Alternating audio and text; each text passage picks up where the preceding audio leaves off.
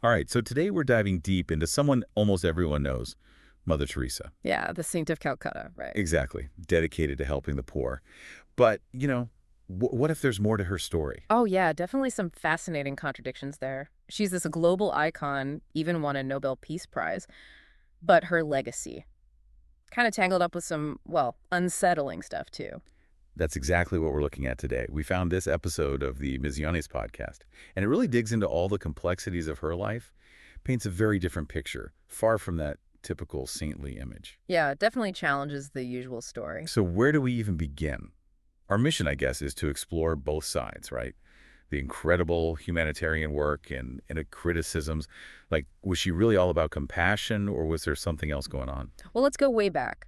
Agnes Gongsa Bojaxiu, that's her birth name, born in 1910, lost her dad early on, and seems like Catholicism became, like, her comfort. Kind of a classic story, isn't it? Loss and hardship leading to a big spiritual journey. Yeah, it's interesting how those early things shape a person, right? Mother Teresa, confirmed at 6, super young, and then later she joins the Sisters of Loreto, took the name Teresa after the patron saint of missionaries. So dedicated from a young age. Then 15 years teaching at a school in India. Nice school, privileged girls, but all that poverty around her, maybe that sparked something. And that leads us to, like, the turning point. The call within a call, she called it. In 1946, on a train, she has this experience, really intense, and she says it just made her leave her comfortable life. Like she was forced to dedicate herself to the poorest of the poor. Okay, so this is where it gets interesting, especially for anyone into like the power of a belief and stuff. It wasn't just one vision, she claimed to have three. And she describes them in such a strong way. Like they cried out, "Come, come, save us, take us to Jesus." Almost like she saw herself as their only way to be saved. Yeah, powerful words for sure. And got to remember the context, right? She was a woman trying to break away from, the rules of her order. Maybe these visions, her saying God told her to do this, it was a way to get around all the obstacles, especially as a woman back then. Makes you think, huh? But anyway, after 2 years, she gets permission, founds the Missionaries of Charity in 1948. Their goal, help the poorest and the dying in those Calcutta slums. And she made some really specific choices, traded the nun's habit for a plain white sari. Simple, but it worked. The local people really connected with it, created this strong image, super recognizable, and it's still around today. It's wild how even clothes can become so symbolic. And it definitely helped her become famous. Organization grows like crazy, donations from everywhere. Mother Teresa's a global name. But that's also where the controversy starts. Mother Teresa had this whole idea, some called it a cult of suffering. Like, pain and poverty were gifts from God that you should just, like, accept. Yeah, some of the things she said about this are hard to hear. Like, there is no greater pain than to see a child not born. Or how she kept saying suffering brings you closer to Jesus. Almost sounds like romanticizing poverty. Definitely a challenging view. And then there's the issue of medical care, or the lack of it, in her homes for the dying. Lots of money coming in, but the places. Often described as very basic, not enough pain relief, even hygiene was questionable. In the podcast, it goes even further. They talk about reused needles, barely any pain relief beyond aspirin, just unsanitary conditions. There's even this doctor who says they actually denied people proper treatment and then pressured them to convert to Christianity before they died. And then there's that story, the man with terminal cancer. When they told him his pain was the kiss of Jesus, he said, "Then tell him to stop kissing me." Really shows the disconnect between Mother Teresa's ideas and, like, the reality of suffering. It really makes you wonder about things, huh? And it gets even more complicated when you look at the money, like the finances of the missionaries of charity and some of the people Mother Teresa was connected to. Politically, I mean. Right. Like, think about it. This organization, they were supposedly getting something like 100 million euros a year, but their financial records, totally secret. Yeah, zero transparency. Where was all that money going? If you look at the facilities, the level of care, it's not like they were spending it there. The podcast actually compares them to, like, cults. It says the way the Missionaries of Charity worked had some seriously creepy similarities. It sounds crazy, but when you look at the evidence, it's kind of true. That focus on suffering, almost like celebrating poverty, and everyone had to obey, no questions asked. Lots of groups with cult-like behavior have that same pattern. Remember that quote from Mother Teresa we talked about? I think it is very beautiful for the poor to accept their lot, to share it with the passion of Christ. I think the world is being much helped by the suffering of the poor. Sounds very different now, doesn't it? knowing what we know about the allegations. Yeah, it does make you think about her real motivations. Was it really about helping the poor escape their suffering? Or maybe using that suffering for her own, like, spiritual goals? We're talking real accounts here. Doctors, journalists, they saw these conditions firsthand. There's this interview, really damning, with Dr. Arup Chatterjee. He did a lot of research on the missionaries of charity, and he says they routinely denied patients basic medical care, like even pain meds. And on top of that, Chatterjee also claims they pressured people to convert to Christianity right before they died when they were at their most vulnerable. That's just messed up. Using people like that. It seems like throughout her life, Mother Teresa was always focused on money. And sometimes that meant, crossing ethical lines. Definitely a recurring theme. And her connections to people like Charles Keating, the guy convicted of fraud, or that Haitian dictator, brutal regime, it all fits that pattern. Like serious bad guys. But she looked the other way as long as it helped her mission. And this brings us to a whole other layer to Mother Teresa's story. Her personal diaries, published after she died. Right, those dark nights of the soul. They show a side of her that almost no one knew. A woman full of doubt, questioning her faith, feeling this deep, like, emptiness. Think about it. The woman who was supposed to be all about faith, a perfect example of devotion, and she's secretly battling these inner demons. Her writing is so sad, but also it makes her seem more human. She talks about feeling abandoned by God, says heaven is closed to her. Seems like these doubts bothered her for a long time. And she even had an exorcism. It's like she was fighting some unseen force inside and out. What do we even make of that? It's definitely one of the weirdest parts of her story. Was it a real supernatural thing? Or just her own inner turmoil, you know? Hard to say. The interesting thing is, Mother Teresa herself said these dark periods were normal for saints and mystics. She even said she understood people who doubted God because she had been there herself. Almost like she was trying to make doubt seem okay, make room for people who struggled with faith.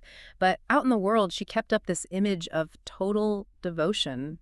So we have this contradiction, this public image of perfect faith, and then this private struggle with doubt and despair.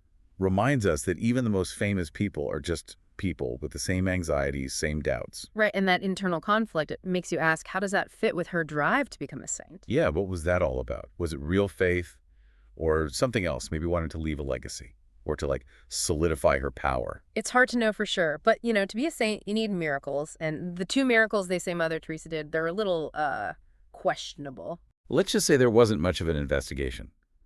A woman healed from a tumor, a man recovers from a brain infection, and they credit Mother Teresa. But where's the proof? The real medical evidence. No one checked it out independently. The fact that no one really investigated, well, it makes people wonder, was it a real act of God or was it, made up to make her look good and get her sainthood? And don't forget the timing. They make her a saint, officially canonized, just as all this negative stuff about her starts coming out. It's hard not to see that as a strategy by the Vatican, a way to shut down the criticism and make her an untouchable holy figure, because who's going to question a saint, right? But that's why we're here, right? To dig deeper. And what we're finding is a story that's way more complicated than just saintly woman helps the poor. It's a story about ambition, power, struggling with faith and doubt, and trying to make your ideals work in the real world, which is messy. And speaking of messy, the Emisiones podcast brought up something else really disturbing, how the missionaries of charity treated the people they were supposed to be caring for. Right, the claims of abuse and neglect in those homes. This is where that cult comparison gets even scarier. We've talked about the bad medical care, the whole focus on suffering, but it goes deeper than that. We're talking physical and emotional abuse, keeping people isolated, even forcing them to convert. It's a dark, dark side to her story. And it was hidden for so long while she was alive. These stories only came out later from volunteers, workers, people who saw it happen. It's scary to think what might have been going on behind closed doors, a place where basic human decency, it just disappeared. And the worst part, it sounds like this wasn't just a few isolated things. It was everywhere in the organization. Exactly. It wasn't just a couple bad people. It was the whole culture. Secrecy, control, you had to obey, no questions asked. That's how this abuse was able to happen. And at the very least, Mother Teresa allowed it to continue. It's just, how can someone so famous for compassion be involved in something so cruel? That's a tough question, and it really impacts how we see her legacy. For sure. And it's something we have to think about. Can we separate the good things she did from the bad? Can we accept that Mother Teresa was complex, that she was capable of both compassion and cruelty. This hard balance to find, but that's the challenge, I think. We have to look past the simple stories, accept the contradictions, and have an honest conversation, even about people everyone thinks are saints. And when it comes to Mother Teresa, we have to listen to the people who suffered because of her. They've been silenced for too long. We need to hear their stories if we're ever going to understand what her legacy really means. You're right. We can't just pretend those stories don't exist. They're part of the story. And if we ignore them, we're doing a disservice to the people who were hurt. Yeah, it's a reminder that history is rarely simple. It's usually like a mix of good and bad, and we got to figure out how to deal with that. Totally. And Mother Teresa is like the perfect example. We see all this compassion, but also all these messed up things. It makes us look deeper, confront the stuff that's hidden behind that saintly image. Exactly.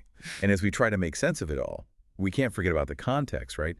She was working in a world with extreme poverty, political craziness, and religion was changing too. Right, context is key. Mother Teresa became famous during a time of huge change, especially in India. Newly independent, tons of poverty, social divisions, and they are trying to figure out their place in the world. And in that world, Mother Teresa, she was a powerful figure.